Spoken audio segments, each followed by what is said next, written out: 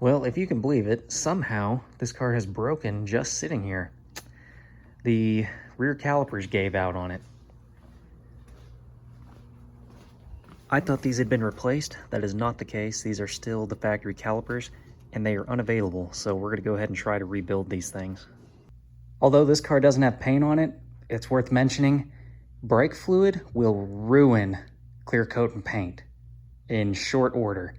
So be careful not to drip brake fluid on anything, and if you get it on your hands, don't go touching the paint. So be really careful to keep brake fluid off of anything that has paint on it. So all in all, this process really isn't that bad. I'm gonna go ahead and do the lines while I'm here, these rubber lines, because they look really good. Honestly, I already went through the brakes once on this car, and I thought those brake lines had already been replaced because they look really good, honestly. It wasn't until I looked at them a little bit closer that I realized they are dated December 1982. So we're gonna go ahead and replace them. I have no idea how they aren't all cracked up or swollen up on the inside. That's just beyond me. I don't know. Really good quality stuff. No brake fluids running out because I already drained out of the other caliper I did. So for these clips, you just need to get something up in here like that. Clip comes off, pull your brake line out. While everything is still bolted up, it's going to be so much easier to go ahead and just get this line off now. And the brake line is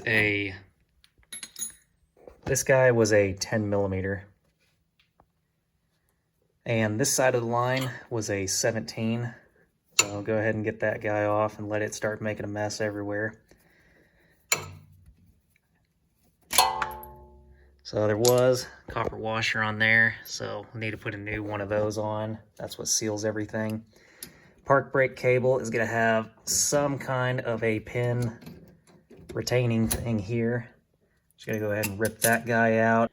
So while we're here, I'm going to go ahead and loosen up this bolt and this one while the caliper is still bolted to the car, because it'll be so much easier than trying to do it on the workbench.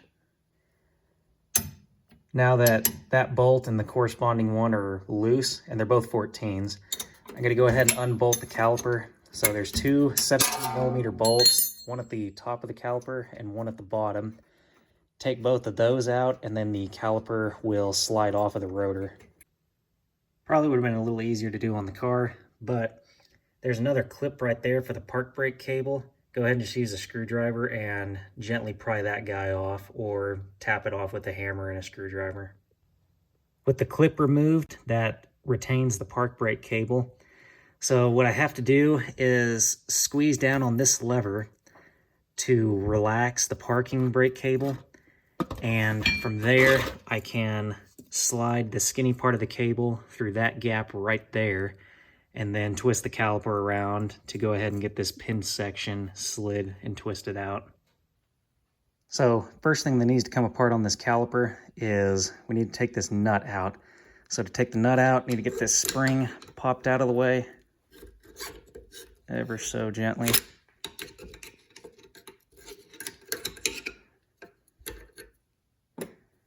And this is going to be a 17 millimeter, and much to my surprise, the other one didn't even fight me that much coming out, so maybe I'll get lucky on this one. I'm going to hit it with some penetrating oil, and hopefully it will come off just as easy as the other one, because it has me worried with just, you know, the big giant cavity open to the road, catching all kinds of water. I don't know, maybe they put some kind of anti-seize on these, because really no effort to get that loose. I cannot believe it, honestly. Oh, somebody broke that at one point, didn't they? That is welded. All right, so there's some past trauma. Somebody snapped off part cable mount. I wonder how they did that. So what this is this shaft here, which we'll see it in a little bit, basically pushes a rod that pushes on the cylinder here for the actual caliper, and thus clamps down on the brake pads. So this guy is keyed on there and might just be a little stuck. We'll just tap around on it to try and get it loose. And this is hard to do one-handed. There we go. So you can see it's keyed. It only goes one way. Stop obviously has to go towards that. So from this point, I'm going to go ahead and clean up the caliper a little bit just so I don't knock a bunch of stuff into it while I'm rebuilding it. And then we're going to start taking this seal out. Getting this seal out wasn't really a big deal. Just took a little screwdriver, don't stab yourself, and poked between the seal and the caliper and kind of twisted it around. And once I got under it, I just kind of worked the screwdriver all the way around until the seal popped out. It just has a rubber lip that slots into the caliper to hold it in place. So there really isn't much fighting it. This guy should... So I think I got to pull the piston out of the caliper for that guy to come the rest of the way out. So now what we need to do is put this back in the vise, and we'll get this seal. We'll leave that seal, but we need to unscrew the actual piston from the mechanism in the caliper. And they make tools to do that. Also, a pair of needle nose pliers works pretty good, and as long as you're careful, you'll barely even pinch your hand. I'm not going to be able to do this one-handed, but these angle ones work pretty good, just so you can get a little more leverage on it. But just going to unscrew this piston until it's clearly no longer attached to the threaded rod inside the caliper. With the piston unscrewed, it should just come right out of there. And this seal should just pull right out like that. There's an O-ring right there that I'm going to go ahead and fish out with something like this. Real quick, there's that guy, done. Next, I need to get that snap ring out. So I don't have a pair of snap ring pliers that are long enough to reach that snap ring.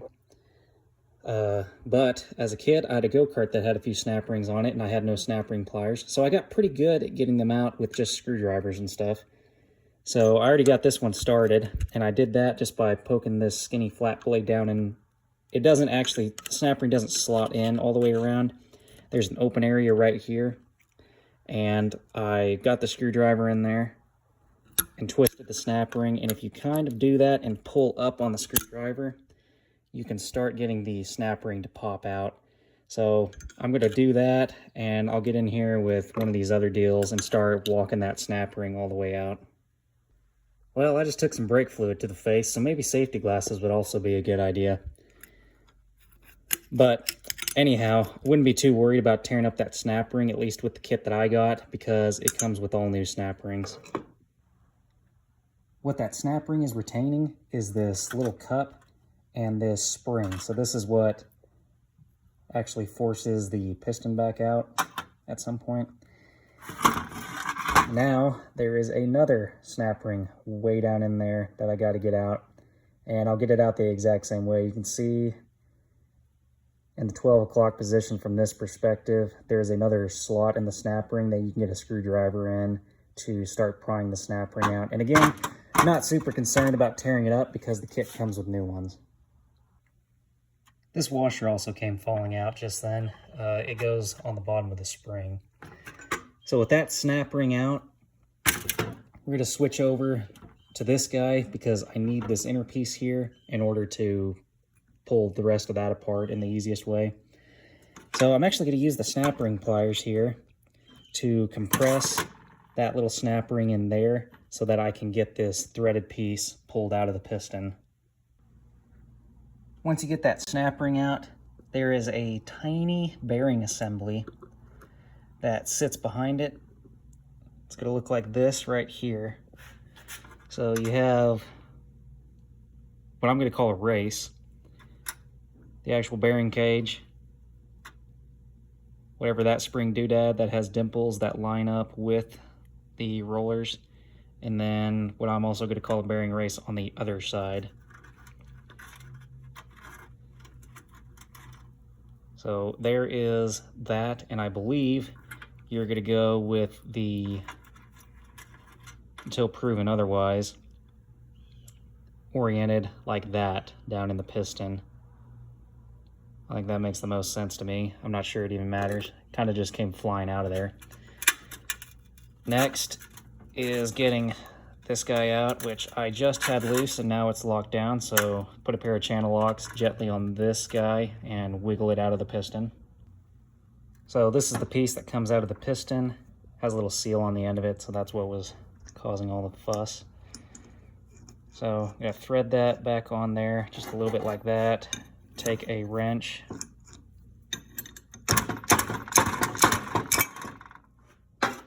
do that number there. That gets that rod pulled out. So with that rod pulled out, you see this has an O-ring on it, and there's also a dimple in this washer. That dimple has to be lined up with the corresponding dimple in the housing. With that lined up, you can see there's just a pin way down in there.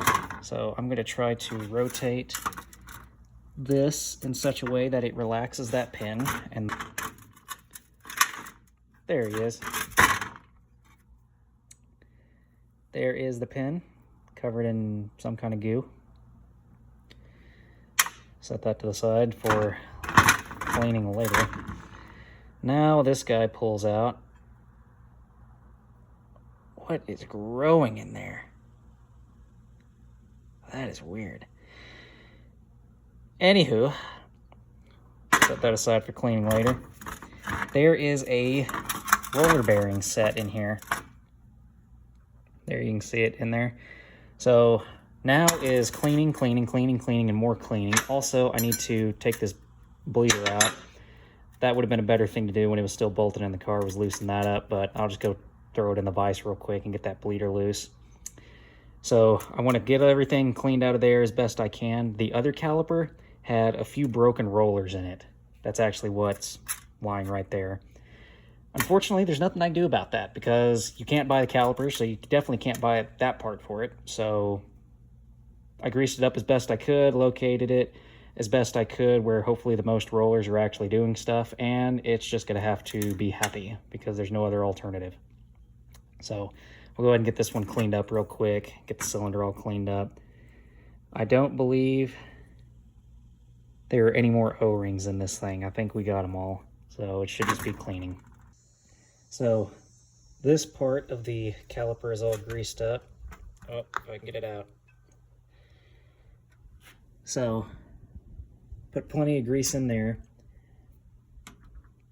And this cage for the needle bearings has a big hole in it so that the pin that pushes on the piston can go through the bearing assembly.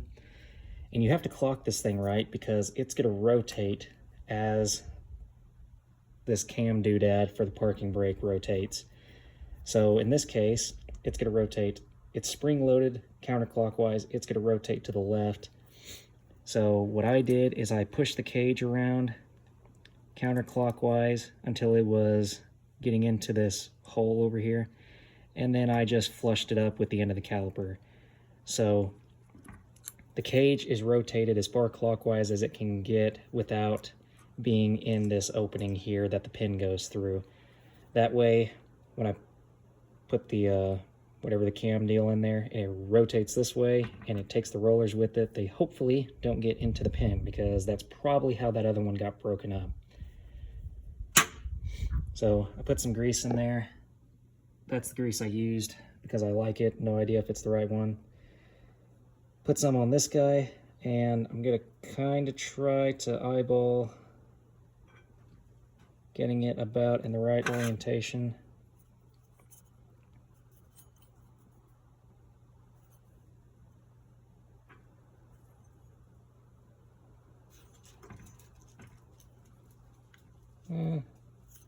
Probably about something like that.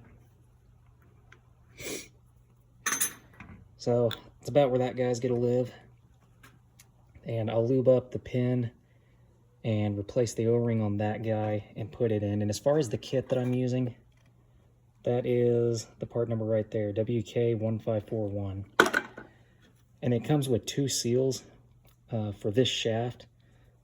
The bigger one is the correct one in this case. The smaller one, who knows what it goes to. Replacing this seal is pretty straightforward. Pull the little park brake shaft back out, pop the seal into the caliper, and then work the inner part of the seal over the shaft and push the shaft all the way through until the seal clips into its groove on the shaft. Also pretty straightforward here. Just going to peel this O-ring off and replace it with the new one. So I got the pin drop down in there. I got the new O-ring on this guy, and I put some brake fluid on it because now we're to the stuff that has to seal against the actual brake fluid. And if you can see, where's it at? Oh, that dimple in the, I guess, 6 o'clock position here.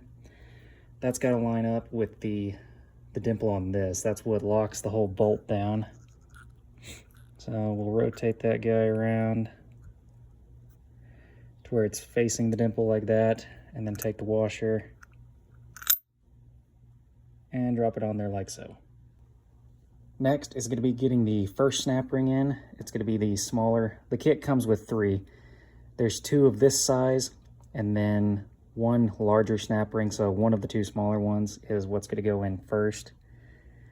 So make sure this guy is seated all the way down, that O-ring has actually pushed down into the caliper, and that the dimple is lined up with the hole in the caliper.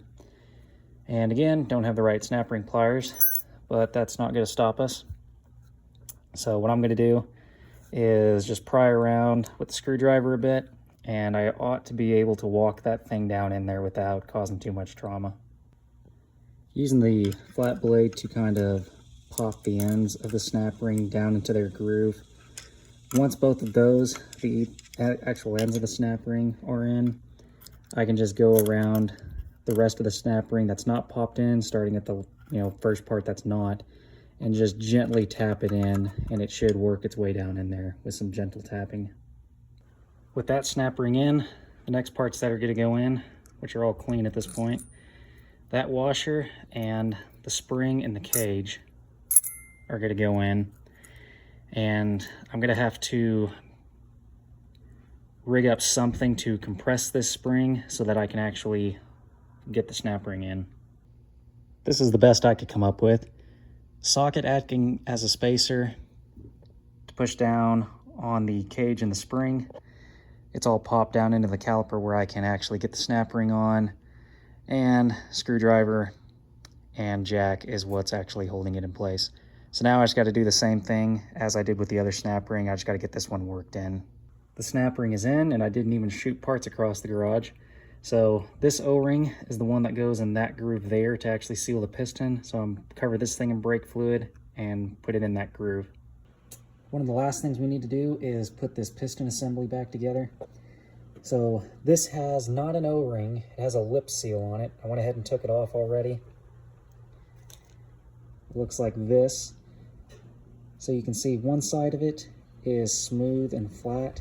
That is the side that's going to be towards the top of this. The side that has the lip is what's going to be facing down.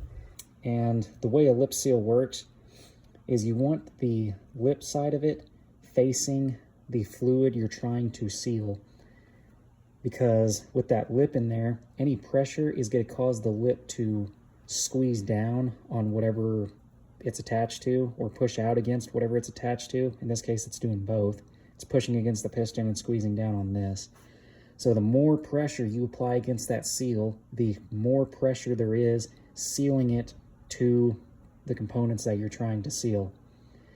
So if you put it in backwards, the pressure is going to blow right past it. So you put the lip toward whatever you're trying to seal, towards the high pressure that you're trying to keep in. Well, I had to take this caliper back apart again. Something's wrong with it. It's the park brake. It pushes the piston out, but it won't adjust on its own, which is a problem. So I've kind of figured out how I think this thing works. So you see how this has that tapered section there? There's also a tapered section inside the piston. So whenever this is pushed into the piston hard, that tapered section binds the whole thing up. So when that threaded rod pushes out, these two bind up, and that's how it actually pushes the piston without just turning it. And what I think is supposed to happen is when it relaxes and it pulls this off of that interference fit. It's supposed to coast backwards. Basically, this part's supposed to spin and the piston's not when the threaded rod pulls back. And that's what threads this guy further down the rod, so that next time it pushes the piston a little bit further. That's my theory at least, but it's definitely not working. So I'm not sure exactly what to do about that because there doesn't seem to be anything wrong, but I gotta figure something out. I think I figured out what the problem was, and the problem is I put it together wrong. I think the issue was this bearing was in the wrong order. So there's a washer in there. Then I put the bearing in here like that. Then that thing like that. And then clipped it in. Once I did that, this thing was loose enough that it would actually ratchet itself and adjust. So I think that was the problem. Getting the piston and the boot that goes on it back into the caliper is kind of a pain. So you have to load the seal onto it this way. So this is the lip that pops into the caliper to where it's just barely getting ready to pop off the piston. So that way this lip is hanging over enough that you can get this in here and start popping the lip into the caliper. If the piston is all the way into this boot, you will never be able to get it together without ruining it. So the lip for the caliper has to be hanging over so you can get it popped into the caliper, and then we'll start screwing the piston down after that. So get the seal poked in there. I just used a screwdriver to gently push it down where it would clip into the groove, and then I swiveled it around a little bit just to make sure that it was actually all the way seated and wouldn't pop back out. So now I'm gonna push the piston down until it starts getting onto the threads. I'm gonna get those pliers and start working this back down, turning it clockwise to tighten it. So I screwed this all the way down until the seal popped into the piston where it's supposed to go. And then I backed it back out to make sure everything still looks good, nothing's coming undone. So we're pretty much done with this caliper. I'm just gonna run this all the way back in so I can put the pads back in it. I'll throw the bleeder screw back in it, and then all we gotta do is put the lever for the park brake on. So since this park brake deal has spring tension from that spring inside the caliper, I'm using a 7/16 open-end wrench so that I can kind of engage the parking brake, and that's going to allow me to have enough room to actually get the lever on there. Otherwise, you can't get it past that rivet stop thing. So, takes two hands. I'm going to go ahead and get this thing popped on. So, shouldn't be too difficult. I mean, there's not that much spring tension under it. Throw the lock washer on. Throw the nut back on. We'll snug this guy down and then get the spring on. After tightening this nut, push back in on this deal and make sure it's still pushed into the caliper. And then you can take a screwdriver or something suitable, and maybe with one hand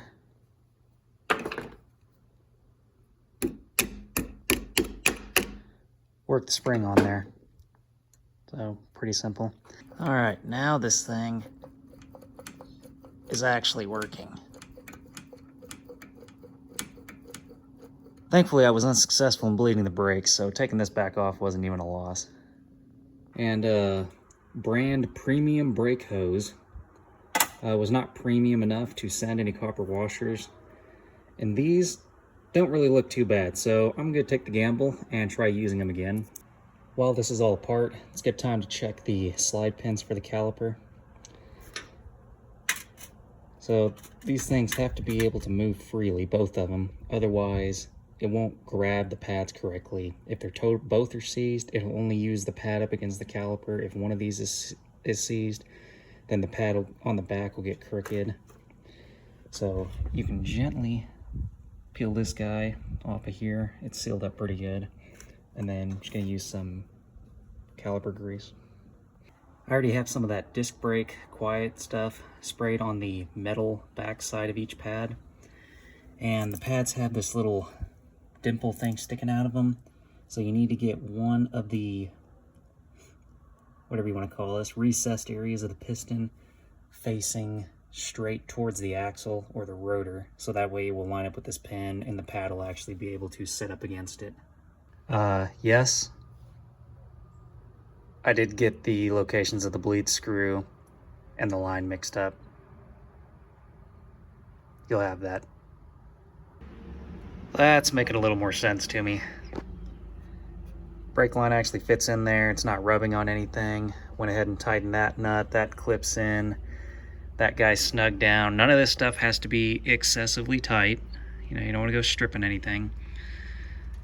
Pin back in there. That clips in. And the caliper is free, so you should be able to wiggle the caliper around. Otherwise, it's going to be grabbing on the disc when it shouldn't. So I think that is pretty much it for this side, other than getting rid of this brake line. I stand corrected. You can have the caliper bolted on and get the part cable on, because I forgot to put the cable on. So there is enough slack and everything, and as long as you can pull this lever back, you can get the cable in there without having to take the caliper back off. Well, just the way that sometimes it goes with this car. This has not seen the outside world since I had it apart last, which was probably 2 years ago. And it was somehow, I mean, I may have over-tightened it, but it was tightened to the point that I stripped it with the flare wrench, and I actually stripped the brake line and the bracket here. It is just borderline disaster. I got a 19, so I took the clip out so I could push the brake line out of its bracket. Put a 19 on this end, and I got a good pair of vice grips and just gave it everything I had on 2 of the flats of the nut. And that was enough to get it broke loose finally. I don't know what its problem was, but it is loose now, thankfully. And to replace the brake lines, you're gonna have to get 3 different types. So there's 2 of this part number, 1 of this guy, 1 of that guy. One of them, I forget if this is the 02 or the 15. It's got female ends on both sides because it's the one that goes right there. But the one that'll trip you up is this guy, which is actually in the wrong spot, I just realized. And the line on the other side that goes from here up to the distribution block. And here are both of those. So the difference between these two, can't really bend this with one hand very well, is that. Maybe an inch in length at most. Why is there a third different brake line that's 1 inch shorter that really doesn't fit here great and needs to go on that other side? Because Nissan. Why not make it another one of these? Because Nissan. So the shortest one is going to go from the rear passenger side up to the distribution block. The 2 longer ones are for both calipers. So the factory line is a 17 up here, but then a 19 down here, because Nissan. The replacement lines are built wrong. You know, if you can believe an aftermarket part being built wrong, it's a 17 on both ends. So it's not really going to be retained very well in the factory retaining doodad. So kind of similar to how I took it apart, I'm going to have to put a wrench on this in order to actually tighten all this up. And I'm not going to stress that tube nut any more than I absolutely have to. You can have name brand brake fluid when you quit friggin' leaking it. Trying to expedite this a little bit. I know those vacuum pumps really aren't made for that, so I change the oil in it every time I do something like that. But the brakes bled out, everything seems okay with them, so for the second time, I think we're going to call that good until they start leaking again.